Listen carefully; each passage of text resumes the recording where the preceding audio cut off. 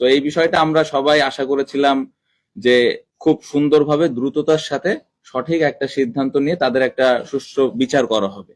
But এখনো পর্যন্ত ওই জিনিসটা বারবার ডেটই পিছানো হচ্ছে, বা আসলে কোনো ওয়ে এখনো পর্যন্ত আমরা কেউই দেখিনি। সো এটা খুবই দুঃখজনক।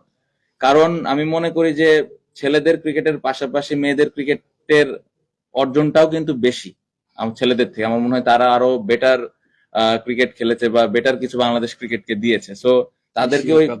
এশিয়া কাপও জিতেছে, তাদেরকে ওই প্রায়োরিটি দেওয়াটা ইম্পর্টেন্ট। আপনি যদি দেখেন এশিয়া কাপ জিতার পরে অনেক মেয়েরাই আছে যারা এখন আসলে ক্রিকেট খেলতে চায় বা ক্রিকেট মাঠে আসতে চায়, কিন্তু এই ঘটনা ঘটার পরে আমি নিজেই অনেক দেখেছি যে আসলে ফ্যামিলি থেকে বা নিজে থেকেই ওই আসার সাহসটা পায় না।